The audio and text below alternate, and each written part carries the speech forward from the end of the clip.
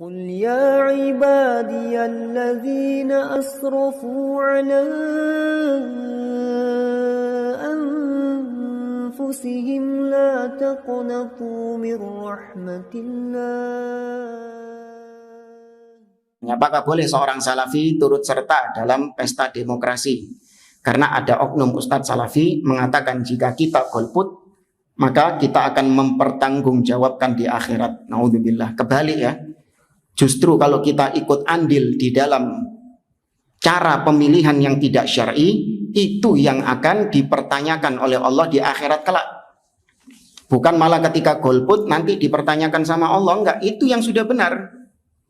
Kenapa demikian? Karena memilih pemimpin itu ada dua caranya. Yang satu syar'i, yang satu tidak syar'i.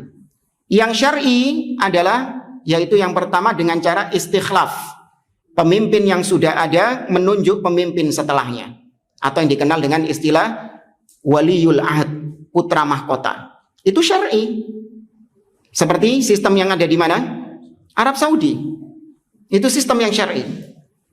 Kemudian yang kedua, cara yang syar'i adalah dengan musyawarah. Yakni pemimpin menunjuk beberapa orang untuk bermusyawarah menentukan siapa pemimpin di antara mereka. Kalau yang pertama tadi seperti cara siapa? Kalau sahabat Abu Bakar menunjuk Umar ibn Khattab. Kalau cara yang kedua seperti caranya siapa? Umar menunjuk 6 orang Dewan Syuro. Kemudian terpilih siapa? Utsman bin Affan radhiyallahu taala anhu. Itu cara yang syar'i. Kalau cara yang syar'i, ya kita ikut andil, kita support, kita dukung. Ya kalau kita masuk di dalam situ boleh. Tapi kalau yang kedua, yaitu yang tidak syar'i, adalah seseorang berusaha untuk mendapatkan kepemimpinan. Padahal Nabi melarang, la tas'alu al-imarah. Jangan kalian mencari, meminta ya menjadi pemimpin. Nah, ini ada orang-orang yang memang ingin untuk menjadi pemimpin, akhirnya dengan ya memprofilkan dirinya seakan-akan dia baik, memprofilkan kebaikan-kebaikannya, atau yang dikenal dengan istilah sekarang pencitraan. Bahkan pencitraannya ini sampai rela menggadaikan akidah, rela kampanye ke orang-orang kafir, ya berjanji kepada mereka nanti kayak saya mudahkan pembangunan gereja, ya kan rela ikut kekufuran mereka demi untuk mendapatkan apa? Suara. Demi untuk mendapatkan suara. Nggak mungkin jamaah ada orang yang tegak, lurus akidahnya, manhajnya, kemudian masuk ke politik masih mempertahankan kesalafiahannya. Babak belur deh. Terus sok-sokan mau kenceng gitu ta.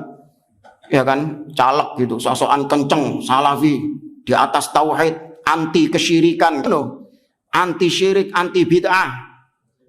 Hah? Ono sing milih? Ada.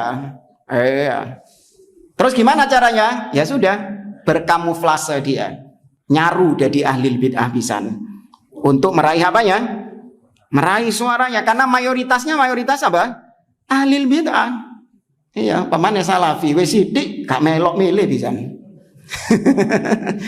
Salafi sudah sedikit jumlahnya, minoritas, akeh sing golput. Iya, terus sok-sokan mau jadi salafi yang tegak, nggak mungkin. Ya pasti dia akan merubah manhajnya, merubah akidahnya itu. Nah, ini sudah cara yang nggak benar. Bagaimana kemudian kita support cara-cara seperti ini? Bagaimana kita mensupport cara-cara seperti ini? Sama seperti misalnya kalau ada kudeta ya. Ada kudeta militer misalnya. Ada orang ini punya kekuatan militer, memberontak kepada presiden. Ingin menggulingkan presiden supaya dia yang menjadi penguasa.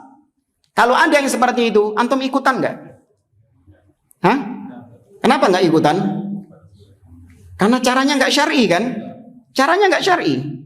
Antum nggak akan ikutan. Nah sama pemilu juga upaya untuk menggulingkan pemimpin yang sudah apa? Ya, pemimpin yang sudah ada. Tapi bukan dengan senjata. Dengan apa? Pakai paku. Menggulingkannya pakai paku. Sama saja. Ya, untuk mengganti pemimpin yang sudah ada. Padahal di dalam Islam, seorang pemimpin sepanjang dia muslim, bagaimanapun kefasikannya, tidak boleh dilengserkan. Dia baru boleh dilengserkan apabila illa antarau kufron bawah. Kalau kalian mendapati ada kekufuran yang nyata. Itu baru dilengsarkan.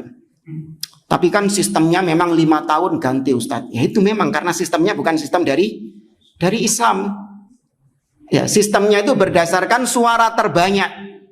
Padahal mayoritas manusia itu orang yang taat kepada Allah atau orang yang buruk? Fasik. Ya kan? Mayoritas manusia itu di atas kefasikan. Allah mengatakan dalam surah Al-Hadid, "Faminhum muhtadin wa katsirun minhum fasiqun." Di antara manusia ada yang mendapatkan hidayah, tapi mayoritas mereka fasikun, mayoritas mereka fasik. Ya, maka ahlu sunnah, sebagaimana kata Imam Al-Albani rahimahullah, minas siyasatil an tarkus siyasah. Di antara politik ahlu sunnah sekarang, karena kita tahu politik di negeri kita tidak syar'i, maka politik ahlu sunnah, politik salafi adalah meninggalkan politik itu sendiri. Siapapun yang terpilih menjadi pemimpin, kita berikan ketaatan, kita berikan baiat kepada pemimpin tersebut sepanjang dia muslim dan sepanjang perintahnya tidak menyelisihi perintah Allah Subhanahu wa taala, kita mendengar dan taat kepada pemimpin tersebut.